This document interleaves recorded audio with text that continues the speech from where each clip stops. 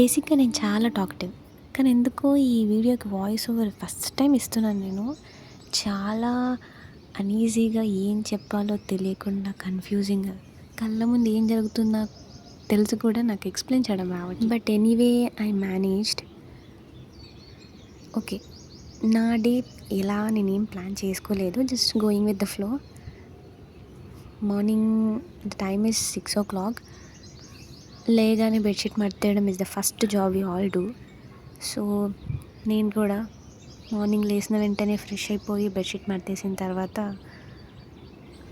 Day ప్రొడక్టివ్గా ఉండడం కోసం కొంచెంసేపు అలా చదువుకోవడం స్టార్ట్ చేశాను. కొంచెం సేపు అనుకున్నాను కానీ ఆల్మోస్ట్ నాకు తెలియకుండానే 1 అవర్ చదివేసా. 8:30 అంతా నా వర్క్ ప్లేస్లో నేను ఉండాలి కాబట్టి ఇంట్లో అయితే మమ్మీ వాష్ చేస్తారు, రెడీ చేస్తారు, క్యారీ ప్రిపేర్ చేస్తారు, పెడతారు. ఇక్కడ అన్నీ నేనే చేసుకోవాలి కదా. So I started packing all my lunch.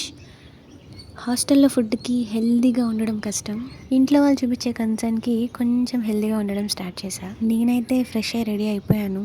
Carry ready చేసుకోవాలి కాబట్టి నేను క్యారీ తెచ్చుకునే లోపు నా ఎగ్స్ బాయిల్ అయిపోతాయని ఎగ్స్కి పెట్టేసి చలో.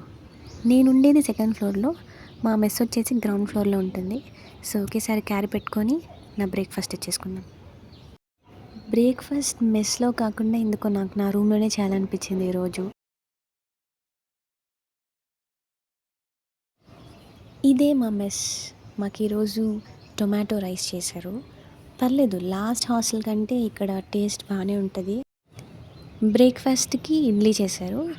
యాక్చువల్గా తిరుపతి అంటేనే పిండి ఇడ్లీ ఫేమస్, కానీ మా హాస్టల్లో రవ్వ ఇడ్లీనే చేస్తారు.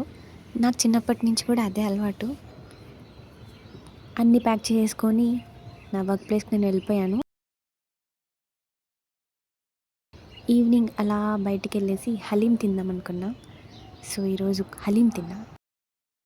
ఆ ప్లేస్ అయితే చాలా బాగుంది, ఓపెన్ టాప్ మొత్తం. ఈవినింగ్ అవ్వగానే ఏదో ఒకటి తినాలనిపిస్తుంది కదా. ఈరోజు హలీం ఈ సీజన్లో ఇదే ఫస్ట్ టైం ట్రై చేసా, చాలా బాగుంది. తినేసి ఫిష్ మార్కెట్కి వెళ్ళాం. నా హాస్టల్కి కాదు, మా కొలీగ్స్ తిరుపతిలోనే ఉంటారనమాట, వాళ్ళకి. అలా అన్ప్లాన్డ్ డే గడిచిపోయింది. నేను సేఫ్గా నా రూమ్కి రీచ్ అయిపోయా.